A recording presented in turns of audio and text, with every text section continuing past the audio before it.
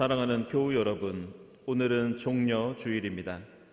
호산나 복되시다 주님의 이름으로 오시는 분, 그 옛날 이스라엘 백성들이 종려나무 가지를 흔들며 주님을 환영했듯이 우리도 마음을 다해 주님을 영접하며 찬양합시다.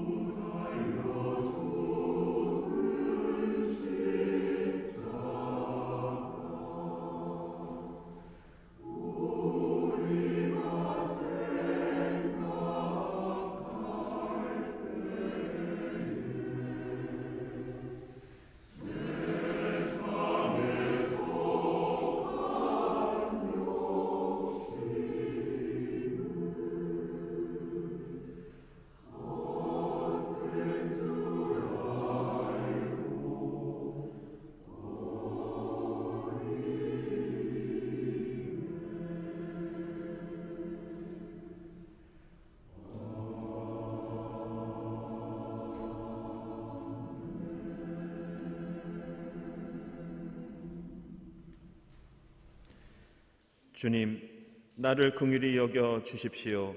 나는 고통을 받고 있습니다.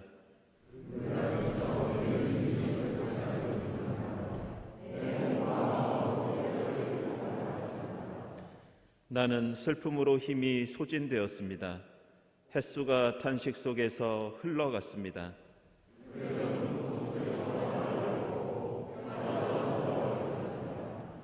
많은 사람이 나를 비난하는 소리가 들려옵니다.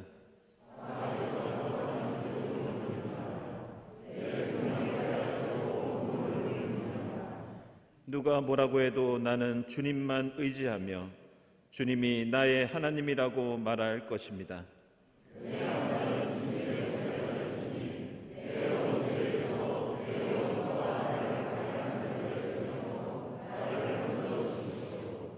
주님의 환한 얼굴로 주님의 종을 비추어 주십시오.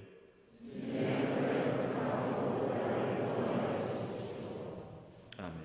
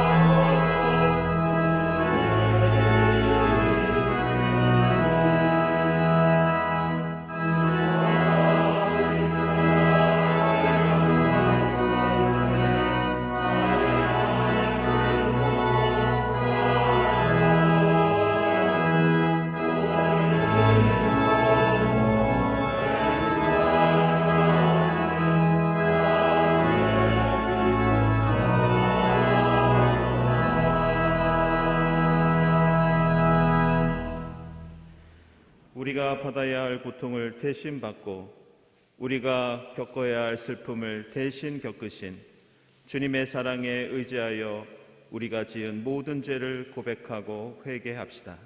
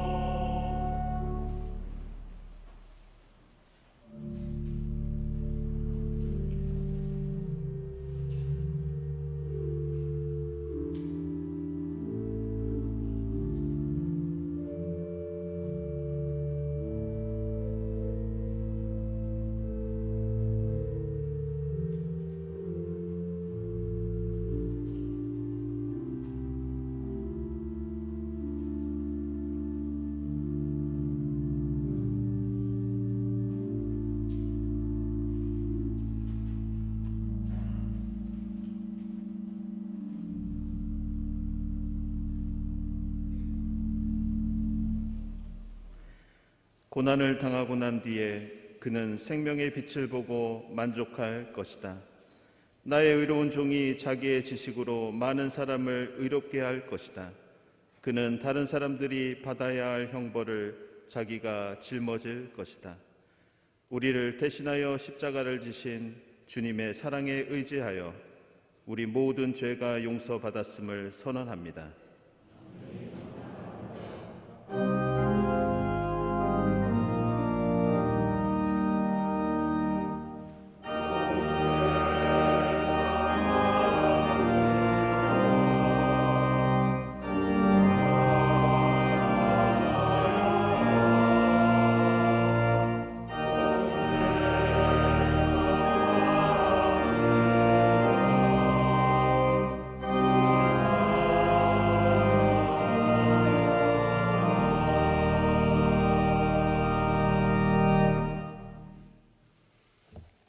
오늘 주신 구약의 말씀은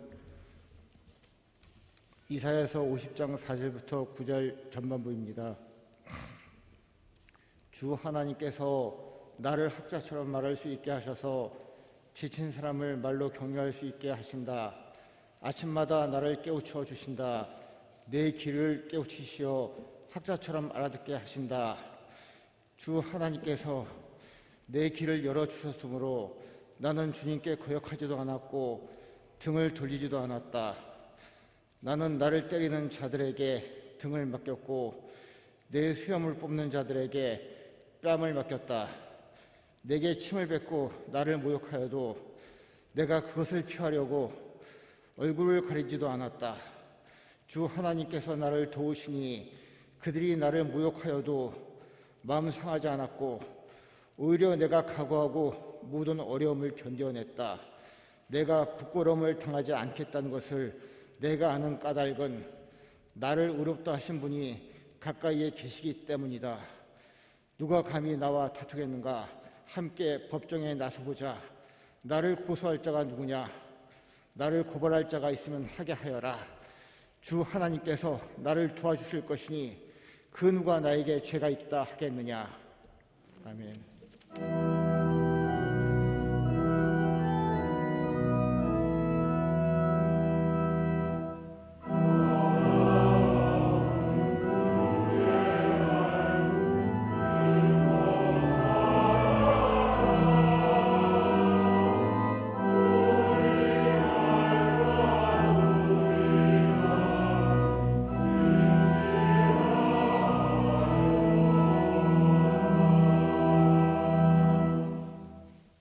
서신의 말씀은 빌립보서 2장 5절에서 11절입니다.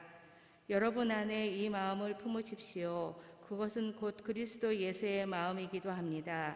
그는 하나님의 모습을 지니셨으나 하나님과 동등함을 당연하게 생각하지 않으시고 오히려 자기를 비워서 종의 모습을 취하시고 사람과 같이 되셨습니다. 그는 사람의 모양으로 나타나셔서 자기를 낮추시고 죽기까지 순종하셨으니 곧 십자가에 죽기까지 하셨습니다. 그러므로 하나님께서는 그를 지극히 높이시고 모든 이름 위에 뛰어난 이름을 그에게 주셨습니다. 그리하여 하늘과 땅 위와 땅 아래에 있는 모든 것들이 예수의 이름 앞에 무릎을 꿇고 모두가 예수 그리스도는 주님이시라고 고백하여 하나님 아버지께 영광을 돌리게 하셨습니다. 아멘.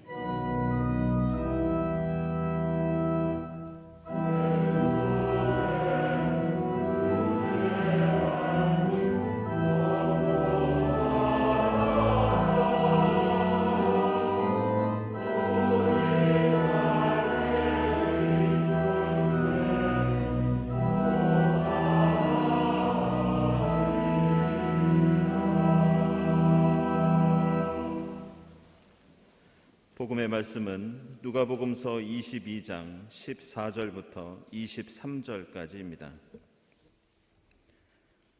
시간이 되어서 예수께서 자리에 앉으시니 사도들도 그와 함께 앉았다.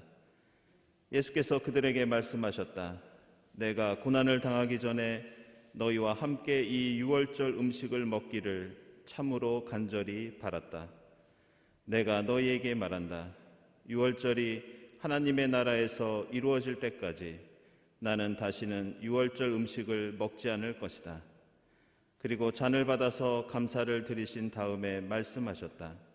이것을 받아서 함께 나누어 마셔라. 내가 너희에게 말한다. 나는 이제부터 하나님의 나라가 올 때까지 포도나무 열매에서 난 것을 절대로 마시지 않을 것이다. 예수께서는 또 빵을 들어서 감사를 드리신 다음에 떼어서 그들에게 주시고 말씀하셨다. 이것은 너희를 위하여 주는 내 몸이다. 이것을 행하여 나를 기억하여라. 그리고 저녁을 먹은 뒤에 잔을 그와 같이 하시고서 말씀하셨다. 이 잔은 너희를 위하여 흘리는 내 피로 세우는 새 언약이다. 그러나 보아라, 나를 넘겨줄 사람의 손이 나와 함께 상 위에 있다. 인자는 하나님께서 정하신 대로 가지만 인자를 넘겨주는 그 사람에게는 화가 있다. 그들은 자기들 가운데 이런 일을 할 사람이 누구일까 하고 자기들끼리 서로 물었다. 아멘.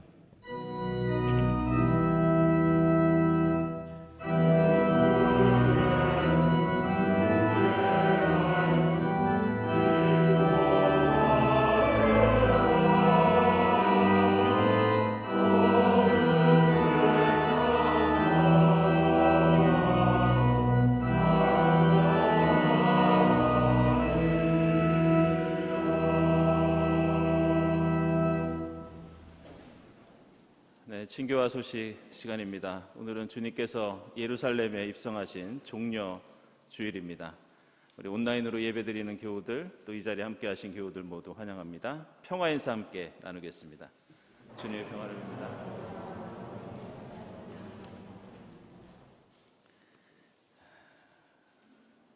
네, 먼저 새교우 환영하도록 하겠습니다. 우리 정주원 교우. 우리 정주원 교우는 방금 성경 봉독해 주신 우리 이병숙 정혜숙 집사님의 사위가 될 분입니다. 우리 이현희 교우와 6월 4일에 예식을 앞두고 있는데 이렇게 우리 교회에 등록을 했습니다. 여러분들 따뜻한 환영의 박수 부탁드립니다.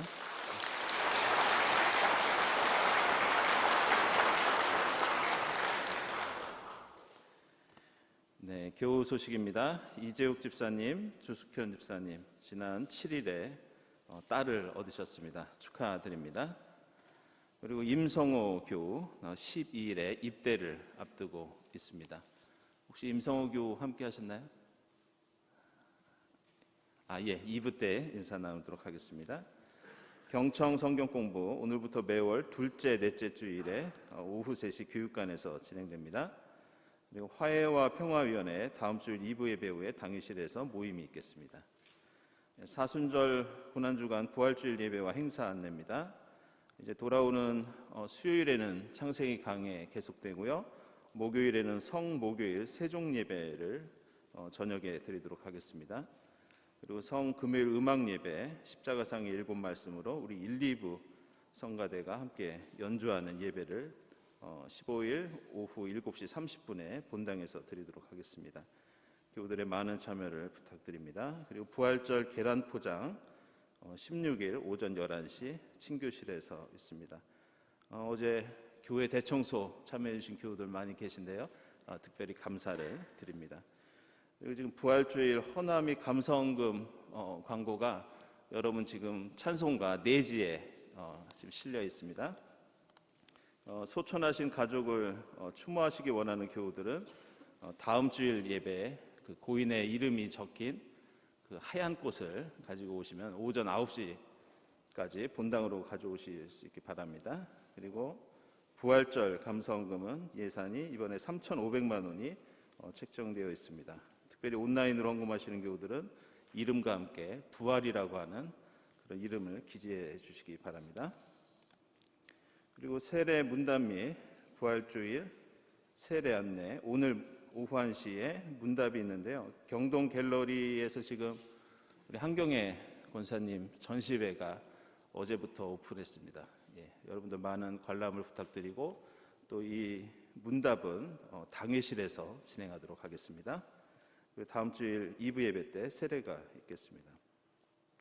경청사진 공모전 4월 20일까지 계속되고요. 또 교회학교 사순절 탄소금식 계속됩니다. 그리고 수요 작은 음악회 이제 마지막 시간으로 13일에 유진아, 김미령, 장정권 선생님께서 연주해 주시겠습니다. 제가 오랜만에 수요 음악회를 참석해 보니까요. 그동안 많은 발전을 이룬 것 같습니다. 제가 대충 세보니까 평균 한 60분에서 70분 정도가 관람을 관객으로 오시고 또 연주가 얼마나 좋은지 모르겠습니다. 마지막 시간 여러분들 많은 참여를 부탁드리고 계속해서 응원과 기도를 부탁드리겠습니다. 그리고 친교실 오늘부터 개방합니다. 지금 언론에서는 엔데믹 얘기도 나오는데요. 친교실 개방하지만 식사나 음료는 당분간 방역 지침에 따라서 삼가해 주시기를 부탁드리고요. 마스크 착용해 주시고 입장해 주시고 그렇게 담소 나누시기를 바랍니다. 다음 주일 예배위원, 안내위원 감사드립니다. 기도드리겠습니다.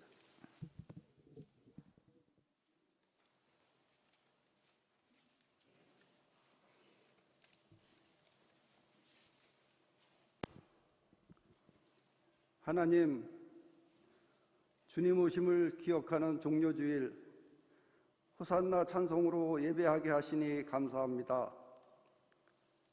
다윗의 나라가 오기를 기대하며 환호한 이스라엘처럼 기적의 메시아를 기다리지 않고 고난을 기억하며 부활의 소망 되시는 주님을 예배하게 하옵소서.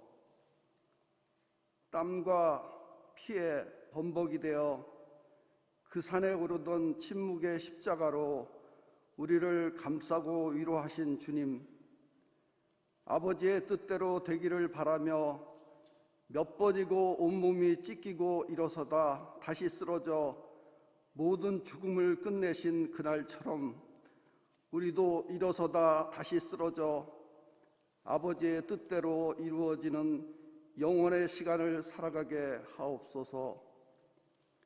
주님, 우리가 함께 모여 드리는 예배와 각자의 삶 속에서 드리는 예배의 모습이 서로 다른 모습이 되지 않도록 정성을 다해 사랑하는 어렵고 무서운 일에 주님만을 의지하게 하옵소서. 지극히 보잘것없는 사람의 얼굴로 우리에게 오시는 하나님, 배제된 사람, 차별받는 사람, 혐오당하는 사람, 소수자와 함께 오시는 주님과 더불어 먹고 마시며 하늘나라가 오늘 우리에게 임하셨음을 기뻐하는 경동이 되게 하옵소서. 미얀마, 우크라이나, 아프가니스탄의 고통과 코로나19로 시작해 델타 변이와 오미크론 변이로 이어지는 팬데믹의 끝이 언제일지 알 수 없습니다. 생명의 빛을 잃어가는 곳에 사랑으로 오셔서 죽은 나사로를 무덤 밖으로 부르심같이 고통으로 연결된 세상을 구원하여 주옵소서. 월요일부터 시작되는 고난주간, 세월호 가족, 산업재해로 죽어간 노동자들, 해고 노동자, 성폭력 피해자들을 비롯하여 정치, 경제, 문화, 성적으로 차별받는 소외된 사람들을 돌아보는 시간으로 고난의 십자가를 주님과 함께 지고 갈 수 있게 하옵소서. 4월 19일 정기노회와 바로 이어질 담임 목사의 취임식을 돌보시고 지켜주시사 우리 가운데 평화가 임하시기를 기도합니다. 경동에 속한 지체들의 고통과 슬픔, 기쁨과 축하에 서로가 돌아보며 기뻐하고 슬퍼하는 축복을 내려 주옵소서. 이명선 목사님을 통해 주시는 하나님의 말씀, 생명의 숨결로 우리를 살려 주옵소서. 정성을 다하는 성가대의 찬양, 영광 받으시옵소서. 십자가 고난을 받으사 임마누엘 은총으로 다시 사신 우리 주 예수 그리스도의 이름으로 기도합니다. 아멘.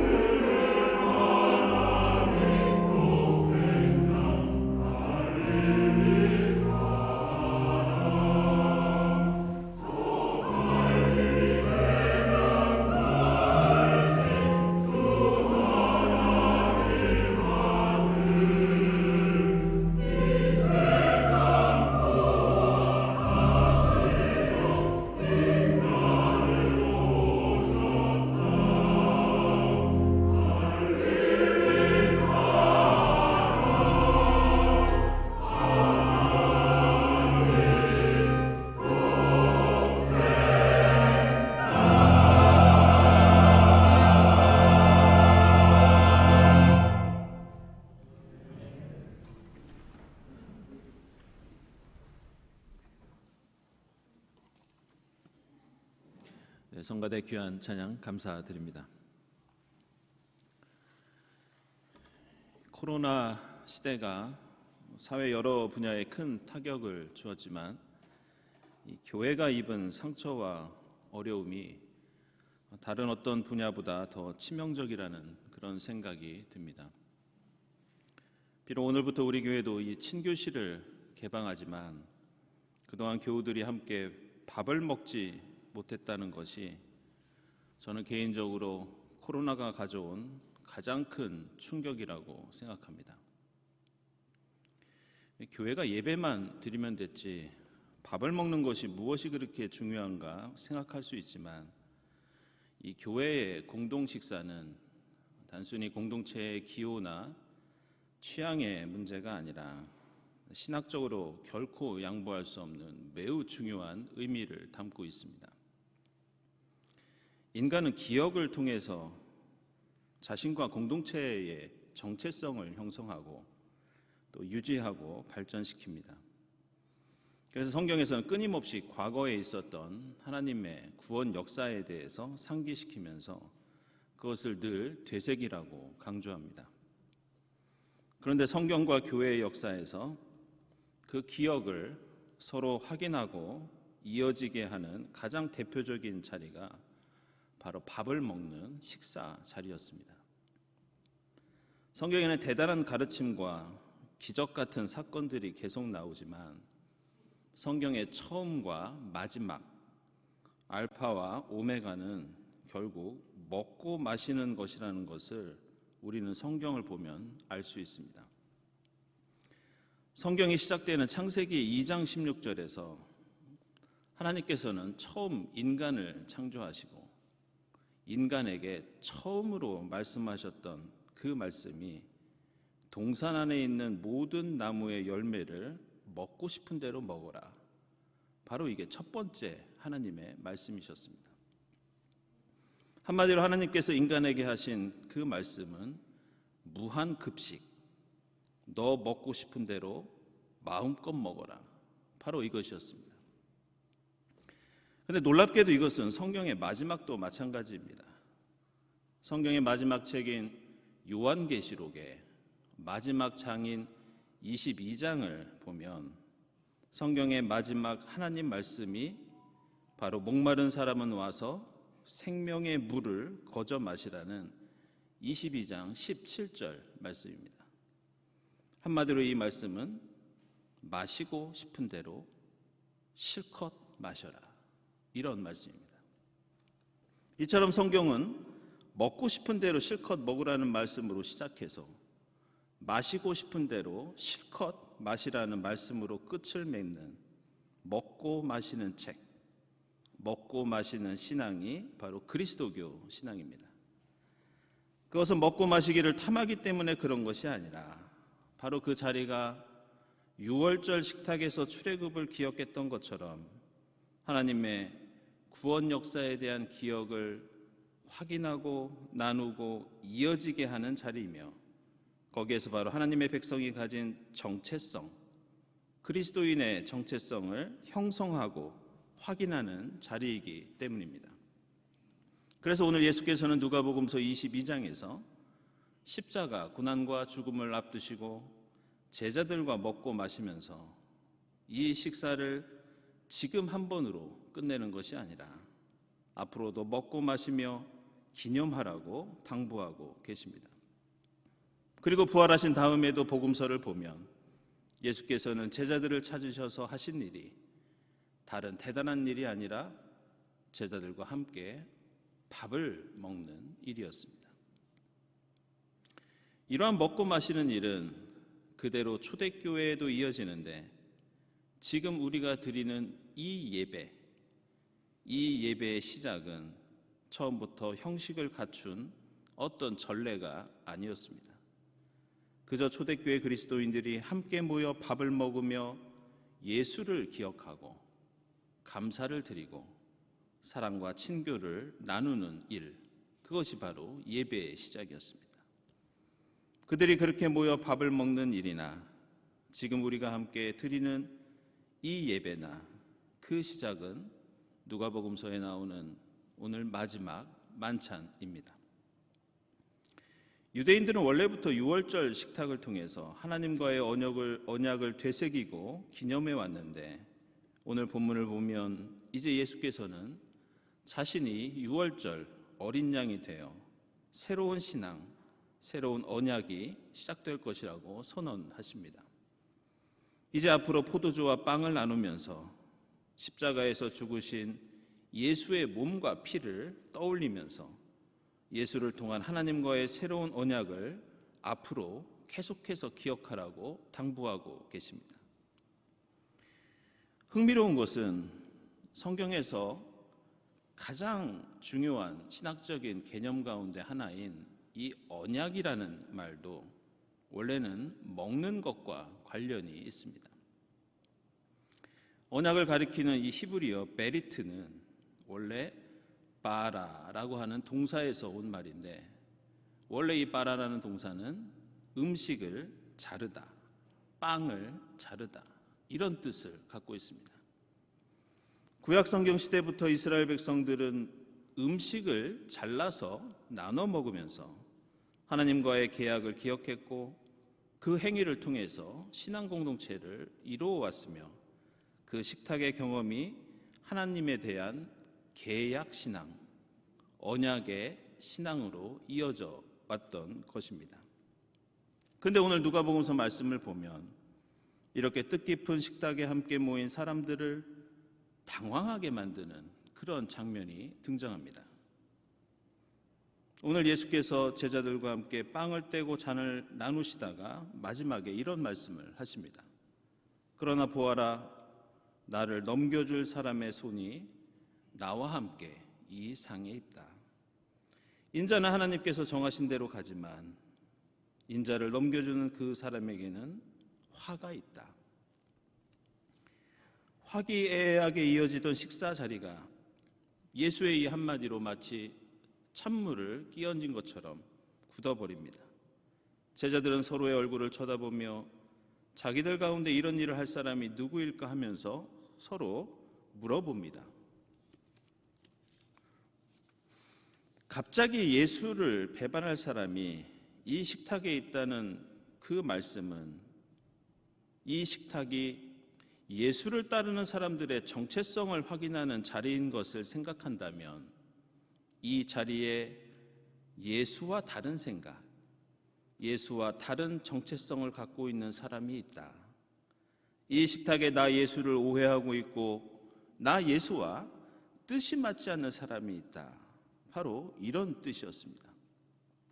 이렇게 말씀하시면서 예수가 가진 뜻이 무엇이고 예수가 십자가 죽음을 맞는 이유가 무엇인지, 예수를 배반하는 사람과 예수를 따르는 사람의 그 기준이 무엇인지 오늘 본문 다음에 나오는 26절과 27절에서 이렇게 말씀하십니다. 너희 가운데서 가장 큰 사람은 가장 어린 사람과 같이 되어야 하고 또 다스리는 사람은 섬기는 사람이 되어야 한다. 누가 더 높으냐? 시중 드는 사람보다 밥상에 앉은 사람이 아니냐?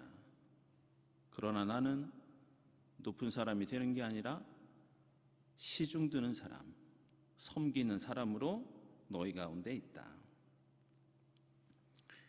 이런 말씀을 하신 이유는 당시 로마 제국의 정신과 그 정신이 투영되어 있었던 그들의 밥상 문화 때문이었습니다. 로마 제국의 밥을 먹는 식사 자리는 철저히 그 사람의 사회적인 지위와 권력과 계급이 드러나는 일이었습니다. 권력이 있는 사람은 같은 식탁이라도 좋은 음식을 좋은 자리에서 자기 마음껏 먹을 수 있는 그런 문화를 갖고 있었습니다. 반대로 낮은 지위의 사람은 같은 식탁에 앉아 있어도 좋은 음식에 손을 대지 못하고 구석에 앉아서 높은 지위에 있는 사람보다 마음껏 먹지 못하는 문화가 있었습니다. 그나마 식탁에 앉아 먹을 수 있는 사람은 자유인이었고 노예나 종들은 함께 먹지 못하고 시중 드는 일밖에 할 수 없었습니다.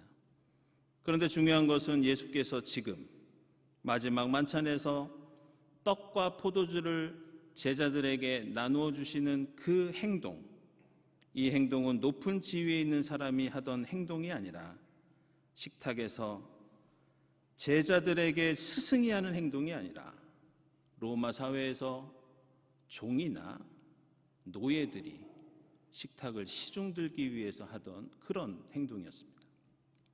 그래서 27절에서 밥상에 앉은 사람이 높으냐 시중드는 사람이 높으냐 물으시면서 나 예수는 섬기는 사람으로 노예처럼 너희 가운데 있다, 이렇게 말씀하십니다. 오늘 누가복음서 기자는 구체적으로 그 사람이 누구인지 밝히지 않고 있지만 우리는 예수를 배반하고 넘긴 그 사람이 누구인지 잘 알고 있습니다. 그는 바로 가롯 유다입니다. 복음서에는 수많은 인물들이 등장하지만 이 가룟 유다만큼 불가사의하고 베일에 가린 사람이 많지 않습니다. 가룟 유다라는 이름과 그 이름의 뜻도 불분명하고 이 사람의 배경과 성품, 왜 예수를 배반했는지, 그리고 그의 죽음조차도 의심쩍은 데가 너무나 많습니다. 그런데 한 가지 확실한 것은 우리는 이 유다에 대해서 잘 알지 못하고 있으면서 그 사람을 너무 평가절하하고 있다는 겁니다. 성경에서 묘사하고 있는 유다라는 인물은 그가 예수를 배반했다는 이유로 나중에 성경 기자가 복음서를 기록하면서 이 유다를 깎아내리고 거의 사탄이나 적그리스도와 동일시했다는 것을 우리는 잊어서는 안 됩니다. 성경과 전승에 나오는 여러 가지 정황들을 살펴보면 이 유다는 우리가 생각했던 것보다 훨씬 더 똑똑하고 훨씬 더 유능하고 그 사회와 역사에 대해서 의식이 있던 사람이었습니다. 예수의 12제자들 가운데 이 유다만 출신 지역이 달랐습니다.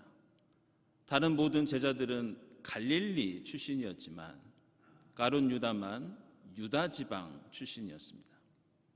예수께서 다른 지역에서 온 그를 제자로 삼으신 것은 그가 갈릴리 출신의 다른 제자들과 함께하지 못할 가능성이 있었는데도 그가 가지고 있는 잠재력과 능력을 보시고 앞으로 큰 역할과 사명을 부여하기 위해서 유다를 선택하셨을 가능성이 매우 큽니다.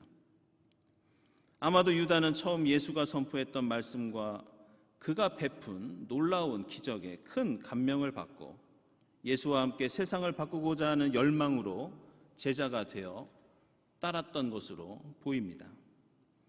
가룟 유다가 제자들 가운데 우리가 생각하는 것보다 더 중요한 역할을 맡았다는 것은 먼저 그가 돈을 관리했다는 데에서 찾아볼 수 있습니다. 요한복음서 13장 29절을 보면 유다는 회계를 맡고 있었습니다. 지금도 그렇지만 당시 사회에서 누군가 돈을 맡고 있었다는 것은 그만큼 신뢰를 얻고 있다는 뜻이고 다른 제자들에 비해서 셈이나 경제활동에 특별한 지식이나 능력이 있다는 것을 의미합니다. 게다가 동방교회 전승에 따르면 제자들의 이름이 열거된 그 명단에서 이 가룟 유다가 무려 3번째로 등장합니다. 비록 복음서의 제자 명단에는 그가 예수를 팔았다는 이유로 맨 마지막에 나오지만 다른 전승들을 보면 심지어 베드로나 야고보나 요한 가운데 한 사람보다 그의 이름이 먼저 등장하는 것을 볼 수 있습니다. 그만큼 그는 비중이 큰 사람이었습니다.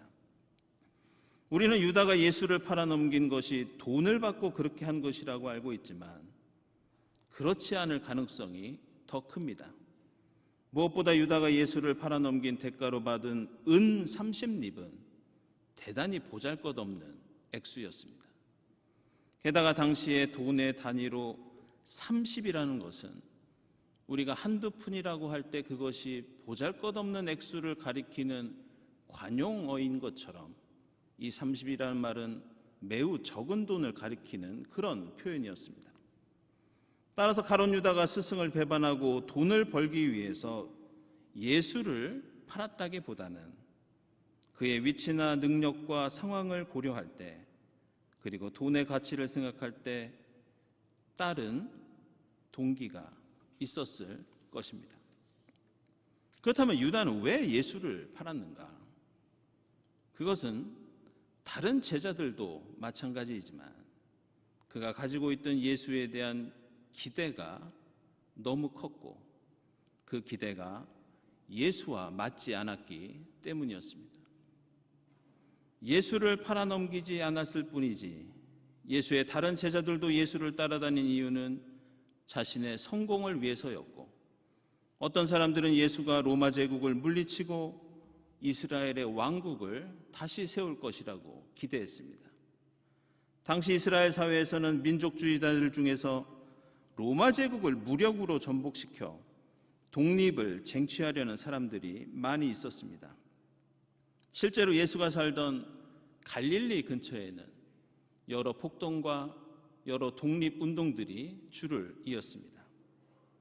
이런 사람들이 볼 때 예수는 너무나도 한가하고 연약한 사람이었습니다. 무슨 수를 써서라도 적들을 물리치고 새로운 세상을 만들어야 하는데 예수는 맨날 원수를 사랑하라고 합니다. 한쪽 뺨을 맞으면 다른 쪽 뺨을 대라고 그렇게 권고합니다. 로마의 공물을 바치는 일 때문에 많은 사람들이 화를 내고 있는데 가이사의 것은 가이사에게 주라고 사람들의 공분을 삽니다. 게다가 예수는 로마 제국에 협력하던 친일파와 같던 세리들과 먹고 마시면서 어울립니다.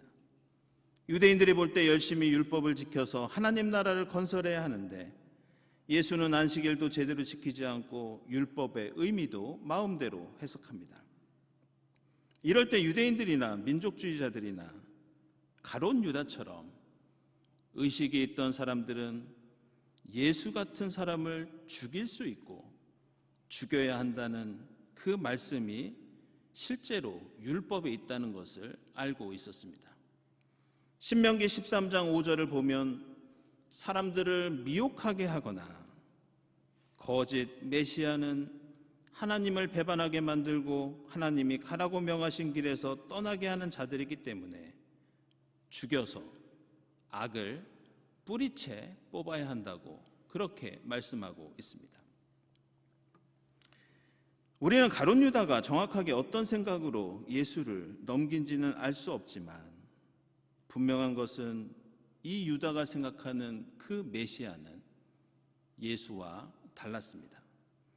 당시 유대인들은 식민 통치를 무너뜨리고 로마 제국이 누리던 그 권력과 지위를 자신들이 빼앗아서 누려야 한다고 생각했습니다. 그러나 오늘 빌립보서 말씀처럼 예수라는 메시아는 스스로 종이 되려고 했고 자신을 낮추고 순종하고 십자가에서 죽으려고 했습니다. 유다는 자신의 배신을 통해서 어떻게 해서든지 예수를 정신 차리게 해서 능력을 발휘해서 유다가 생각한 대로 강한 이스라엘을 세울 것이라고 기대했을 겁니다. 어쩌면 예수를 팔아넘겨 십자가 처형이라는 극단으로 예수를 몰아넣더라도 만약 예수가 메시아라면 로마 병사들이 조롱했듯이 하늘의 천사들을 동원해서라도 그 위기를 모면할 수 있을 거라고 생각했을 겁니다. 만약 그렇지 못한다면 예수는 메시아가 아니기 때문에 신명기 말씀처럼 죽어도 된다고 생각했을 겁니다.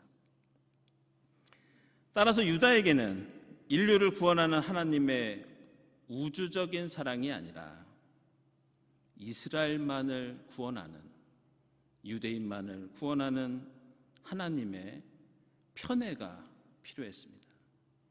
십자가에서 희생당하는 예수의 몸과 피가 아니라 죽여야 하고 물리쳐야 하는 로마 사람들의 몸과 피가 필요했습니다. 오늘 누가복음서에서 유다는 다른 제자들과 함께 예수의 몸과 피를 함께 나누고 있지만 예수의 말씀과 가르침도 예수가 베풀었던 그 어떤 기적도 유다의 이 생각을 바꾸지 못했습니다.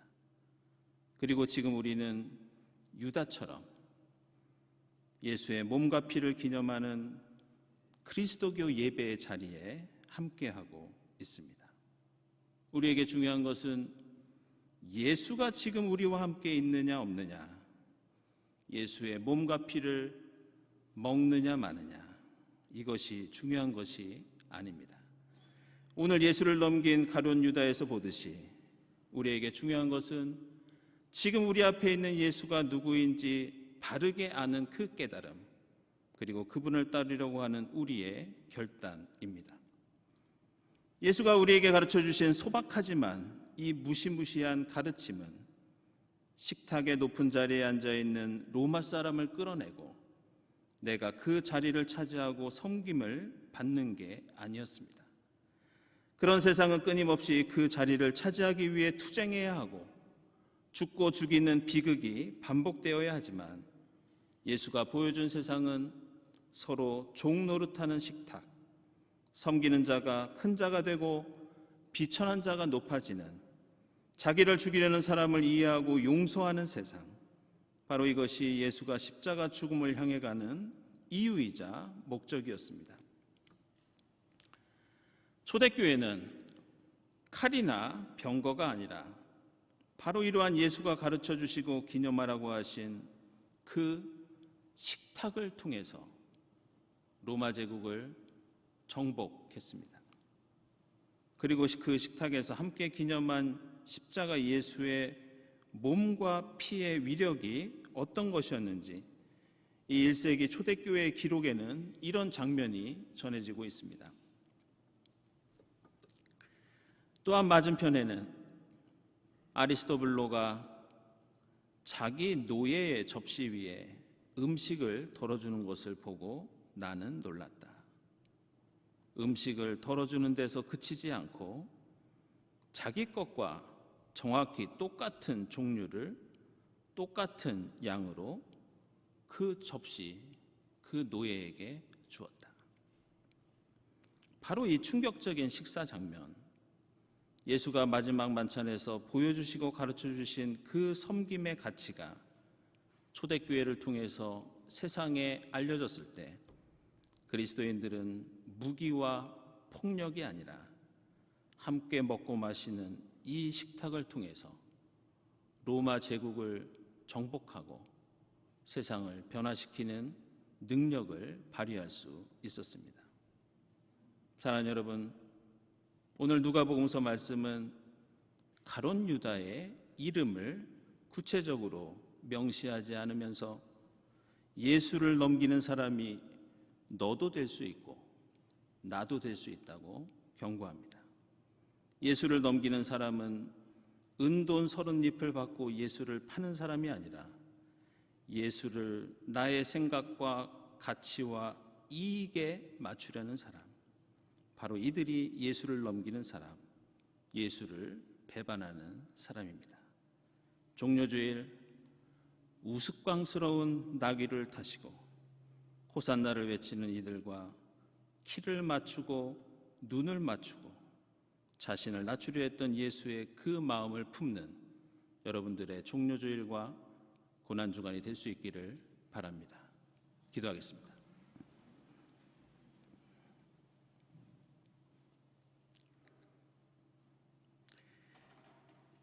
호산나, 저희에게 종의 모습으로 오시는 메시아 주님을 환영합니다.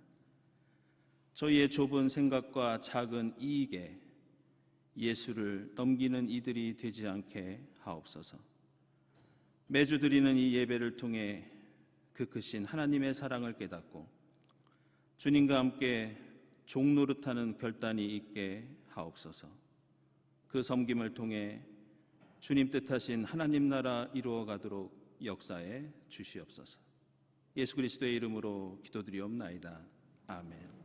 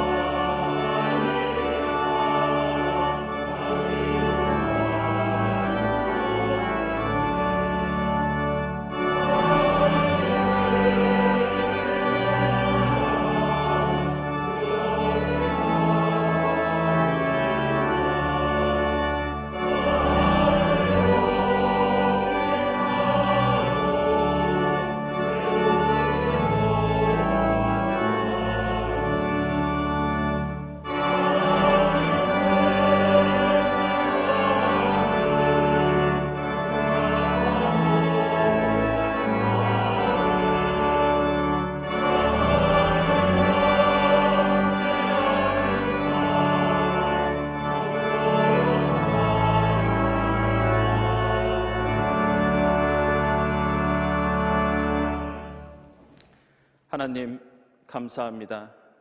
저에게 베풀어 주신 그 크신 하나님의 사랑에 감사하면서 정성껏 예물을 드립니다. 이 예물을 기쁘게 받아 주시옵소서.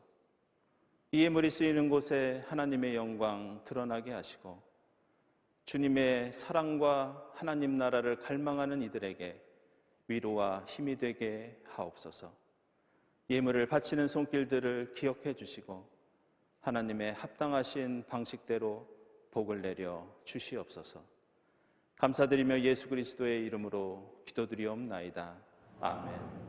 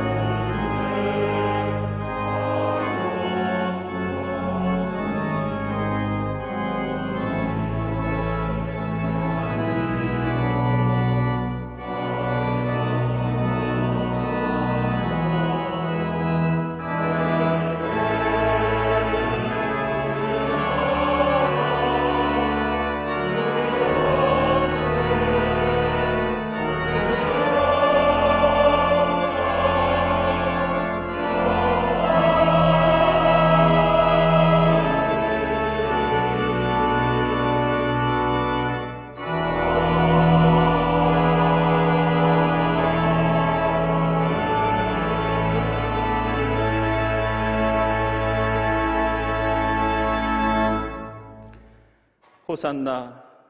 하늘 보좌를 떠나시어 비천한 종의 모습으로 이 땅에 오신 주님을 환영하고 감사를 드립니다. 저희의 작은 이익과 좁은 생각에 예수를 넘기는 가룟 유다가 되지 않도록 인도해 주시옵소서.